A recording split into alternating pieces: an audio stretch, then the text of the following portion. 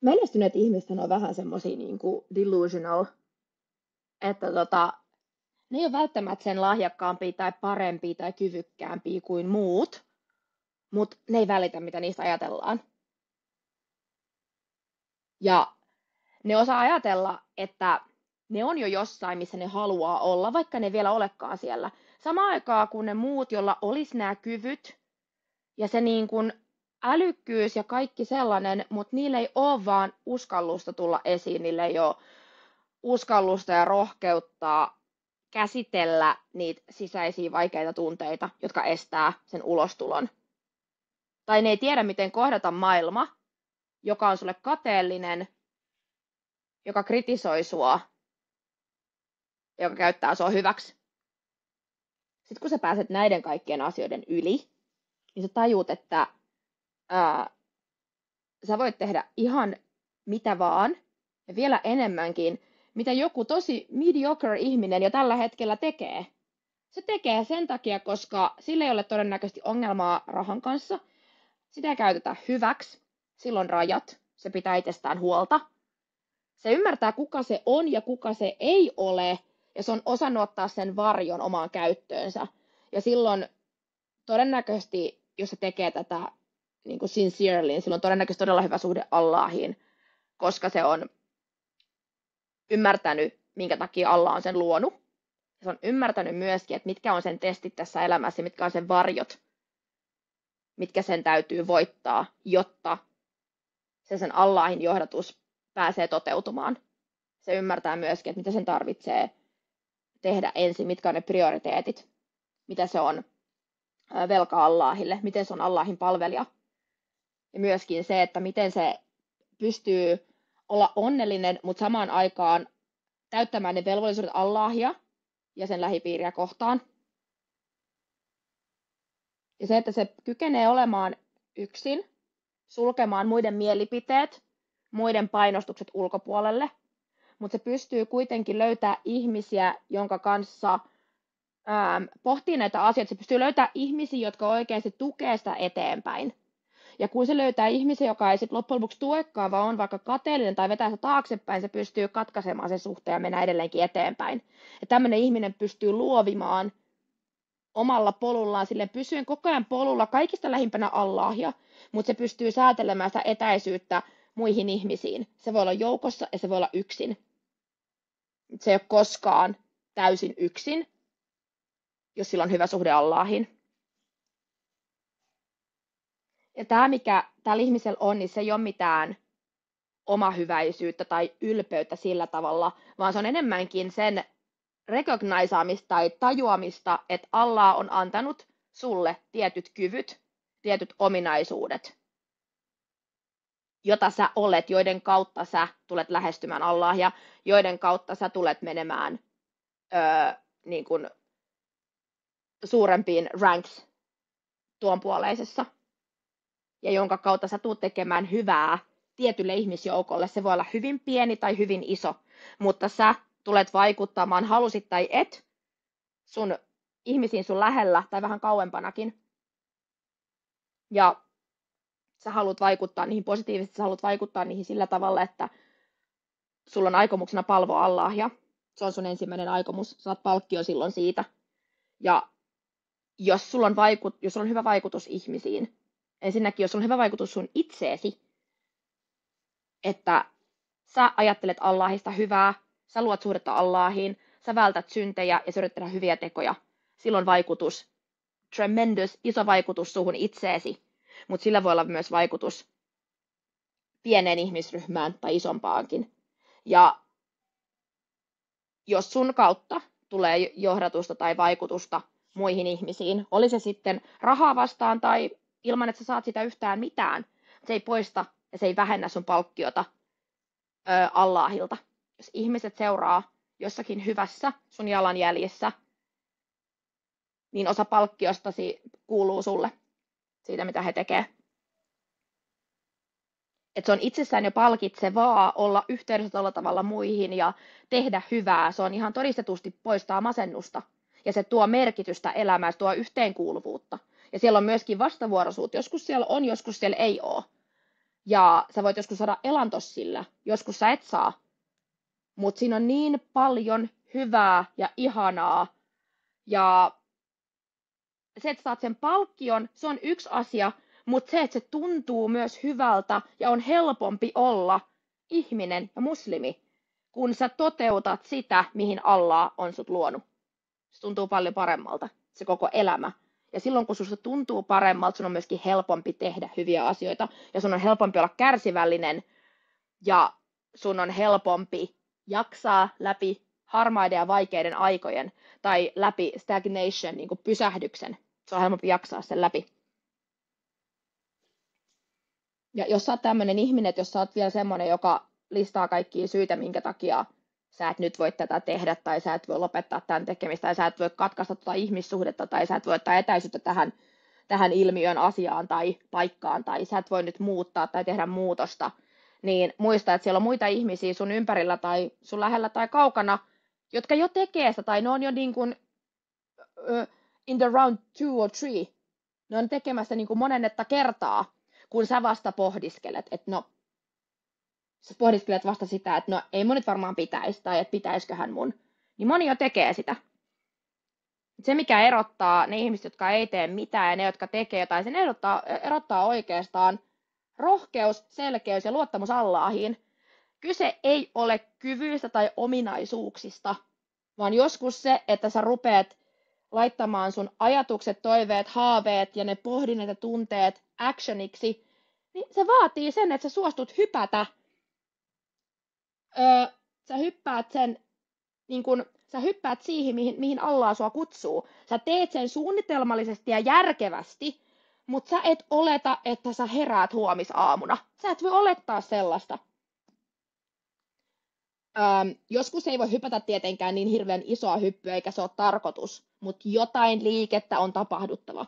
Kun sä otat askeleen Allahia kohti, Allah ottaa 10 sua kohti. Kun sä kävelet Allahia kohti, Allah juoksee sua kohti. Tee edes jotakin ja hyväksy se mähmäisyys, hämyisyys, epäselvyys, mitä sille matkalle kuuluu. Ja opin nauttimaan siitä pysähtymisestä ja siitä, kun kaikki on epäselvää. Koska silloin, kun sä pysähdyt, sä voit saada yhteyttä enemmän itseesi. Ja opin nauttimaan myös siitä, kun sä alat ryömiä eteenpäin ja se ei oikein näytä, miltä sä haluat ja sä haluat editoida ja sä haluat poistaa ja muokata ja palata takaisin ja aloittaa taas vaan alusta. Mutta sit sun pitää miettiä, että onko nyt aika niinku aloittaa alusta vai jatkaa tämän läpi, kun on vähän tahmeeta ja ärsyttävää ja ällöttävää. Ne pitää erottaa ne kohdat. Että mitkä asiat on niitä, mitkä pitää poistaa, ja mitkä asiat on niitä, minkä läpi pitää vaan mennä.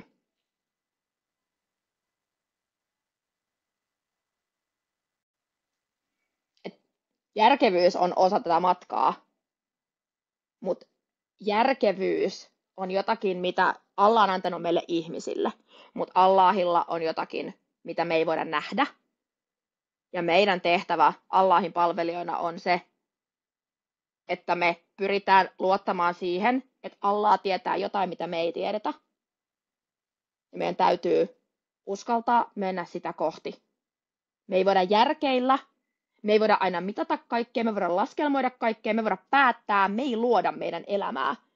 Me ollaan osallisina meidän elämässä, jonka Allah on meille antanut. Meillä on kyky tehdä päätöksiä, mutta mitään ei tapahdu ja mitään ei jää tapahtumatta. Mitään hyvää ei tule meille ja mitään pahaa ei tapahdu meille, jos Allah ei halua niin. Kaikista tärkein on se, että me fokusoidutaan koko ajan siihen meidän tarkoitukseen, miksi me ollaan täällä. Me ollaan Allahin palvelijoita.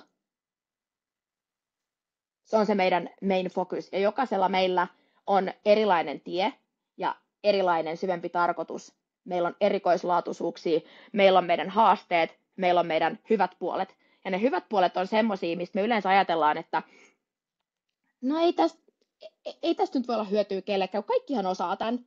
Kaikkihan on hyviä tässä. Tai sitten, että ei tämä ole mikään juttu, koska sun ympärillä on ollut kateellisia, tietämättömiä, vähän hölmöjä ihmisiä, lievästi sanottuna, jotka on pistänyt sun lahjan ja sun tarkoituksen alas. Että sä joko luulet, että mun pitää nimenomaan olla hiljaa, koska mä oon niin kovaääninen. Tai sitten sä ajattelet, että on ajan tuhlausta kirjoittaa tästä asiasta, kun sun pitäisi olla nyt vaikka opiskelemassa jotakin.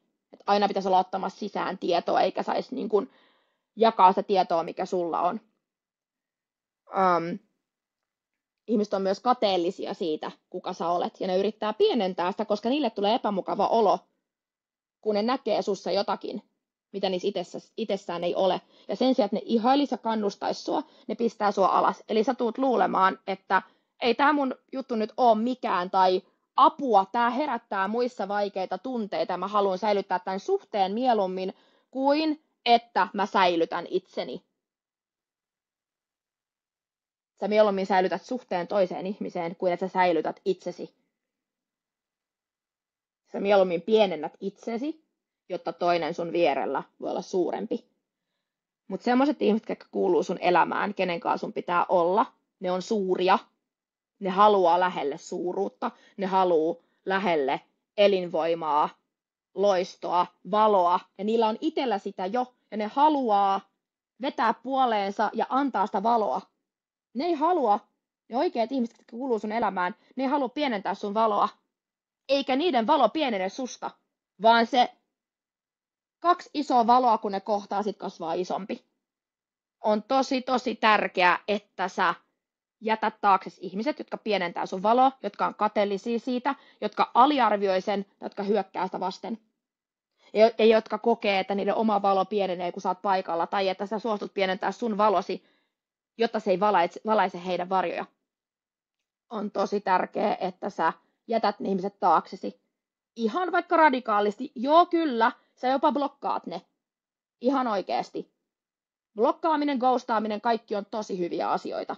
Sä et voi laittaa aina jotain ihmissuhdetta sun oman tien ja Allahin edelle. Kaikki ihmiset ei kuulu enää sun elämään. Kaikki asiat ei kuulu sun elämään. Se työpaikka ei välttämättä kuulu sun elämään. Sun ei ehkä pidä asua enää siinä kaupungissa tai siinä kaupungissa, missä sä asut nytten. Sun pitää mennä eteenpäin. Oli se sitten pieni tai iso askel, lähde sille tielle. Ja yritä keskittyä niihin ihmisiin sun elämässä, jotka sanoo sut asioita, mitä sun on ehkä välillä vaikea uskoa, jotka näkee sus jotakin, mitä sä et ehkä näe, jotakin hyvää. Yritä keskittyä niihin ja yritä kasvattaa tollaisten ihmisten määrää sun elämässä. Muista tehdä duaa ja käytä istikhara-rukousta apuna, kun sun täytyy tehdä päätöksiä. Se on aivan paras juttu silloin, kun sun täytyy päästä läpi jonkun vaiheen, mihin kuuluu se, että sun täytyy lopettaa asioita ja aloittaa uusia asioita. Eli sun täytyy tehdä tosi paljon päätöksiä asioiden poistamisesta ja asioiden lisäämisestä. Ihmisten poistamisesta, ihmisten lisäämisestä. Sun pitää tehdä rohkeita päätöksiä. Käytä istikhara-rukousta silloin. Istikhara-rukous toimii silleen, että sä teet ensin pohdintaa. Sä puhut luotettavien muslimeiden kanssa, luotettavien uskovaisten kanssa siitä asiasta. Sä kysyt neuvoa siitä. Sen jälkeen teet päätöksen. Okei, mä lähden tästä työpaikasta. Sen jälkeen teet 2 rakaa. Niiden lopuksi teet sen istikharan duan. Ja siinä istikharan duassa on 2 kohtaa, missä sä sanot ääneen ihan sun omalla kielellä sen asian, missä sä oot tehnyt päätöksen. Se ensimmäinen kohta on semmoinen, missä sä sanot, että Allah, jos tämä asia on hyvä mulle tässä ja tuon puoleisessa, tämä asia, vaikka työpaikasta lähteminen, niin tee se mulle helpoksi tässä ja tuon puoleisessa. Seuraavassa kohtaa sä sanot, Allah, jos tämä asia on huono mulle, tämä asia siis työpaikasta lähteminen on huono mulle, niin pidä mut kaukana siitä tässä ja tuon puoleisessa. Sitten kun hän nousit ylös siitä tämän duan jälkeen, sä menet saman tien kirjoittamaan sen mailin, soittamaan, sanomaan, nyt meetän tämän työpaikan. Ja se istikharan vastaus tulee esille sillä tavalla, että kun sä lähdet aktiivisesti tekemään tätä asiaa, niin Allah jotenkin vaikeuttaa tai helpottaa sen asian. Sä et esimerkiksi saa niitä kiinni. Sä et löydä kynää, jos sun pitää kirjoittaa joku sopimus esimerkiksi. Tai ne ei vastaa tai joku estää sua. Tästä pitää kysyä lisää sitten. Kysyt lisää sun omalta oppineelta, mihin sä luotat, että miten sä tulkitset näitä vastauksia. Mutta tämä on erittäin hyvä työkalu silloin, kun sitä käytetään oikein. Istikhara dua siis ei ole vaan dua, minkä sä teet illalla ja sä toivot parasta. Istikhara duan tekemiseen kuuluu päätöksen tekeminen ennen sen istikharan tekemistä ja toiminta välittömästi sen istikhara-rukouksen jälkeen. Ne on ehdottoman tärkeät asiat. Ja istikharaa on sunna tehdä myöskin vähän niin kuin pienemmissäkin tilanteissa, jos mitä tahansa sulla on. Mulla on jotenkin kohtia mun elämässä ja mun asiakkaalla myöskin, milloin sä teet istikharaa useita kertoja päivässä, koska se on vaan semmoinen vaihe, missä on pakko vaan niin kuin taputtaa läpi niin monen asian läpi. Ja sitten jos sä jätät sen istikharan tekemättä, ja sä oot tottunut tekemään sitä, niin sulle tulee sellainen outo tunne, että sä et nyt tiedä, teit sähän oikein päätöksen, koska sä et ole päässyt käsiksi siihen, mitä Allah on luvannut, että mitä istikharan jälkeen seuraa, on se, että Allah on luvannut istikhara-duan jälkeen siunata sen, viedä sut lähemmästä asiaa, helpottaa sen asian tai vaikeuttaa. Ilman istikhara-duata, niin sä et voi tietää, niin kun, mitä Allah sulle yrittää sanoa. Sä et voi välttämättä tietää. Sulla ei ole täyttä varmuutta, mutta istikhara-duan jälkeen Allah on luvannut näyttää sen asian sulle selkeästi. Sen takia se on aivan paras keino. Kun sulla on yhteys siihen, mitä sä itse haluat, sä osaat muokata asioita, ihmisiä, juttuja sun ympärillä, sä osaat säädellä etäisyyttä ja läheisyyttä, sä alat tunnistaa, mitä asioita sun elämässä pitää olla, mitä siellä ei pidä olla, ja sä ennen kaikkea vaalit suhdetta Allahiin. Sä teet duata, sä puhut Allahille, sä luet Qur'ania, missä Allah puhuu sulle, sä hoidat sun rukoukset, sä annat sun rukouksen muuttaa sua. Rukous ei ole pelkkä rituaali. Sä rukoilet 5 kertaa päivässä, niin 5 kertaa päivässä, joka ikisen rukouksen jälkeen, se rukouksen pitäisi muuttaa sua. Joka rukouksen jälkeen sun pitäisi tehdä vain sallittua, kuten sä rukouksessa teet. Sä rukouksessa katot tiettyä kohtaa. Sä oot kääntynyt tiettyyn suuntaan, sä teet tietyt liikkeet. On tiettyjä asioita, mitä on sallittu rukouksessa. Ja tiettyjä asioita, mitkä muuten on sallittu, mutta ne ei ole sallittuja rukouksessa. Niin tämän tarkoitus on siis muuttaa meitä ja olla meille semmoinen discipline. Se on se yksi rukouksen niin kuin, tarkoituksia. Minkä takia se tehdään 5 kertaa päivässä? Et 5 kertaa päivässä saat yhteyttä Allahiin, kyllä. Mutta se, että sä laitat sun kädet, jalat, sun kehon, sun katseen, sun korvat, sun silmät, sun suun tekemään just mitä Allah on sanonut. Ja hyviä asioita. Tämän pitäisi muuttaa, muuttaa sua. Jos sä huomaat rukouksen jälkeen, että sä kiroilet, sä huudat, sä teet vääriä asioita, sä kävelet vääriin paikkoihin, sä katselet vääriä asioita, sä jätät tekemättä niitä asioita, mitkä on pakko sun tehdä, ja sä teet niitä asioita, mitä ei saa tehdä. Silloin sä tiedät, että sun rukous ei muuttanut sua. Seuraan kerran, kun sä menet rukoilemaan, niin kato, että sun aikomus on se, että sä keskityt sen rukoukseen, sulla on khushu, eli keskittyminen, ja kato, että se rukous muuttaa sut. Se on tärkeintä. Sillä on merkitys, minkä takia rukous, eli salah, on kakkospilari. Se on eka asia, mitä meiltä kysytään tuomiopäivänä. Mutta se ei ole vaan tottelevaisuuskoe sulle. Ja se ei ole vaan sitä, että sä oot yhteydessä Allahiin. Sä puhut Allahille ja Allah puhuu sulle siinä rukouksessa. Se ei ole vaan sitä. Se ei ole vaan sitä, mikä on myöskin tärkeää, että kun sun pää on siellä maassa, niin sä oot silloin lähimpänä Allahia. Ja silloin sun duaan vastataan. Se on yksi pointti. Mutta se funktio on siinä, että sä muutut. Sulla on 5 kertaa päivässä, ellei enemmänkin, mahdollisuus muuttaa sun aikomuksia, muuttaa sun käytöstä, tehdä enemmän hyvää, tehdä vähemmän syntiä, lopettaa synnit kokonaan. Tehdä myöskin vähemmän turhaa ja tehdä enemmän jotakin hyödyllistä. Käytä sun aika ennen kuin se loppuu, käytä sun nuoruus ennen kuin sä vanhenet.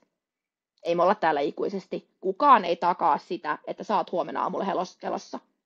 Tänäkin päivänä sun lähellä kuolee ihmisiä. Kaukana susta kuolee ihmisiä. Ei tää ole taattu, niin kuin nyt pitää elää, eikä myöhemmin. Ja se eläminen ei ole pelkkää nautintoa, sillä elämällä on tarkoitus, mitä sä oot tullut tänne tekemään. Selvitä se sun tarkoitus. Tee diippiä työtä itsesi kanssa. Puhu uskovaisten kanssa. Puhu niiden ihmisten kanssa, ketkä nostaa sua ylös, mutta myöskin toimii sulla peilinä. Haastaa sua, kun sä tarvit. Sä et tarvii aina pelkkää validaatiota, sä tarvit myöskin haastetta. Se riippuu, missä tilanteessa sä olet, mitä sä tarvit. Tämä koskee myös sitä rukousta ja muslimin elämää, että joskus me tarvitaan sitä, että me tehdään enemmän hyviä tekoja. Mutta jos sä oot siinä kohtaa, että sä teet enemmän syntejä, niin ennen kuin sä rupeat lisäämään hyviä tekoja tavallaan siihen niin kuin päälle, niin sun täytyy poistaa ne sun synnit. Sun täytyy lopettaa syntien teko. Silloin myös palkinto islamissa, jos sä oot aikomassa tehdä jonkun synnin ja sä et teekään sitä, saat Allahilta palkinnon. Tämä logiikka ja matematiikka Allahin kanssa toimii ihan eri tavalla kuin meillä ihmismaailmassa. Ja sitten, jos sä oot tekemässä, ajattelit tehdä jotakin hyvää, mutta sä et pystykään tekemään sitä. Sulla oli aikomus tehdä se hyvä asia, mutta sä et pystykään tehdä sitä. Niin sä saat silti yhden häsänän, yhden palkinnon. Aika siistiä. Että palkinnon saa siitä, että sä jätät jonkun synnin tekemättä. Tai se, että sä aioit ihan aidosti sun sydämessä, sulla oli aikomus Allahin takia tehdä hyvä teko. Sä saat palkinnon siitä. Myöskin se, että, ja sitten jos sä teet synnin ja sä kadut sitä, se poistetaan se sun synti sieltä sun kirjasta. Just like that. Allah myös voi poistaa sun syntejä, vaikka sä et katuisi niitä.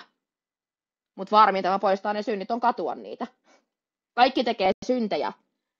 Eli siis nyt se, että sä olisit synnitön, se ei oikeastaan ole tavoite, koska kukaan meistä ei ole synnitön täällä. Me kaikki tehdään syntejä. Kyllä, myös se sun imaami, myös se sun oppinut, se sun opettaja tekee syntejä. Synneistä ei saisi puhua, mutta siitä pitää puhua, että me kaikki tehdään syntejä. Ja sitten se, että jos sä aiot tehdä jonkun hyvän teon, ja sä teet sen, sä saat 10 häsänää, sä saat 10 hyvää tekoa siitä. Mieti, miten tämä toimii, miten kaunis järjestelmä tämä islamissa on.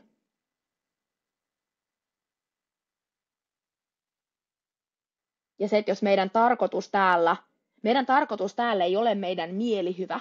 Meidän tarkoitus täällä myöskään ei ole meidän mieli paha. Meidän tarkoitus on palvoa Allahia, mutta me palvotaan Allahia myös sillä, että me ymmärretään, ketä me ollaan.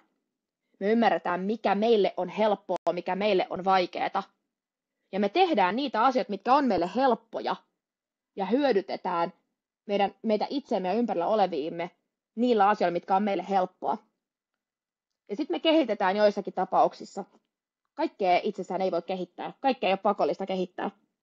Mutta me kehitetään niitä asioita itsessämme, mitkä on meille haastavia ja minkä kehittämistä on meille hyötyä. Ja tämä riippuu jokaisesta. Aina ei pidä keskittyä vaan omiin hyviin puoliin. Ja aina ei pidä keskittyä myöskään omiin haasteisiin. Se balanssi on ehdottoman tärkeä. Se, miten sä voit päästä tähän käsiksi, on se, että sä istut Allahin kanssa, sä istut Allahin edessä. Sä itket Allahille, sä nostat kädet ylös, sä teet duaa, mutta sun täytyy myöskin puhua uskoville. Sun täytyy hakea nasiha, sun täytyy hakea apua sun ongelmiin. Ja sun täytyy sitoa sun kameli, sun täytyy suunnitella. Profeetta Muhammed sallallahu alaihi wasallam suunnitteli jopa hijran. Miettikää. Niin ei hänen olisi ikään kuin tarvinnut, mutta hän suunnitteli sen, koska jopa hänen tarvitsi se suunnitella. Se on meille esimerkki siitä, että meidän täytyy suunnitella asiat. Me ei voida vaan antaa asioiden olla. Meidän täytyy sitoa kameli, meidän täytyy suunnitella, meidän täytyy varmistaa asioita, meidän täytyy hakea nasiha, meidän täytyy keskittyä hyvän tekemiseen, syntien vähentämiseen, meidän täytyy suorittaa meidän pakolliset palvonnan teot. Ja meidän täytyy olla ylpeitä siitä, ketä me ollaan itse. Meidän pitää ymmärtää, ketä me ollaan. Meidän pitää olla itsevarmoja muslimeina. Me ei saada olla sellaisia, jotka meitä lyödään, että me käännetään toinen poski. Ei missään nimessä. Meidän pitää suuttua silloin, kun meidän uskontoa vastaan tehdään, kun meitä vastaan tehdään, kun meitä kohdellaan väärin. Meidän pitää suuttua. Ja meidän täytyy puolustautua. Meillä täytyy olla hyvä itsetunto ja hyvä itsevarmuus. Me ei saada olla liian ylpeitä, me ei saada olla liian nöyriä sille, että me ollaan muiden alamaisia ja meidän päälle voidaan astua. Sitten kun me ruvetaan ymmärtämään, mistä tämä kaikki muslimina olo muodostuu, minne me ollaan menossa aakhiraan. Me ei olla menossa vaan nauttimaan tästä elämästä, vaan meidän pitää löytää, mikä on meille se, niin kuin meille henkilökohtaisesti yksilöinä helpoin tapa olla tämän yhteisön jäsen, miten me voidaan oppia lisää, mutta miten me voidaan myös hyödyntää sit, ketä me ollaan, mitä Allah on meille antanut, miten me löydetään ne ihmiset, jotka on meidän ihmisiä, koska Allahhan puhuu siitä, että Allah loi kaikki sielut yhtä aikaa, ja jotkut sielut on luotu yhdessä sillä, että ne tunnistaa toisensa. Jos sä tapaat jotakin ihmisiä, huomaat, että hei, me ollaan samalla niin kuin aaltopituudella. Teidän sielut tunnistaa toisensa. Ja sitten on niitä, jotkut meistä tekee että me niin kuin ollaan ihmisten kanssa, jonka kanssa meillä on ollenkaan samalla aaltopituudella, mutta me ollaan totuttu siihen miellyttämiseen, itsemme muokkaamiseen, että me jäädään tommoseen suhteeseen. Niin se, että oppii balansoimaan sen elämän, ettei ole vaan kiinni siinä niissä vaikeuksissa ja vaikeissa ihmisissä, vaan yrittää löytää sitä. Uskonto on helppo. Allah haluaa tehdä tämän meille helpoksi. Ja että meillä on hyvä olla täällä. Meille tulee myös testejä, mutta koko meidän elämä ei voi olla helppoutta. Koko meidän elämä ei ole myöskään testejä. Meillä on niitä kumpaakin sopivasti. Me opitaan luovimaan siellä, ymmärtää ketä me ollaan, ketä me ei olla. Mutta myöskään me ei saada estää itseämme kehittymästä ja kasvamasta silloin, kun Allah sanoo meille ja näyttää meille tietää, että nyt on aika. Tämä ei ole todellakaan helppoa. Ei missään nimessä ole helppoa. Mutta asiat helpottuu erittäin paljon silloin, kun kaikista tärkein sulle on Allah ja sulla on luottamus Allahiin ja sä teet sen sun oman puolen siinä. Sä suunnittelet, sidot kamelin, sä haet nasiha, sä teet päätöksiä, sä rukoilet, sä teet sun pakolliset teot, sä teet lisää hyviä tekoja, sä jätät sun synnit ja sä teet actionia, sä oikeasti teet asioita ja sä laitat luottamuksen Allahiin. Se sun panos täällä ei ole mitään siihen Allahin panokseen nähtynä, mutta se on sun elämässä sulle tosi tärkeää. Ja se Allahin panos välillä jää todella näkymättömäksi meille ennen kuin me pysähdytään katsomaan, mistä kaikesta Allah on sut pelastanut, mihin kaikkeen Allah on sut vienyt, mitä kaikkea Allah on sulle antanut. Sä saat vaikka parkkisakot jonain päivänä. Sun täytyy kyetä ajattelemaan, että tämä raha ei ollut mulle. Se raha ylipäätänsäkään sä et ole sitä ansainnut. Allah on mahdollistanut, että sä ansaitset sen. Ja Allah otti sen pois. Pysähdy miettimään, mitä tämä parkkisakko nyt tarkoittaa. Ihan pienissäkin asioissa. Pysähdy miettimään, kun Allah estää jotakin asiaa tulemasta sulle. Allah ottaa pois tai Allah antaa. Pysähdy joka kerta. Helppo on unohtaa Allahia silloin, kun menee hyvin. Helppohan on muistaa Allahia, kun tulee se parkkisakko tai tulee joku vaikea tilanne. Mutta käytä sinä hyödyksi joka ikinen kohta. Kun asiat on neutraalisti, asiat on hyvin tai asiat menee vaikeasti, yritä olla yhteydessä Allahiin joka ikisessä kohtaa. Allah helpottakoon ja lähentäköön sua häneen. Ja Allah ohjatkoon teitä.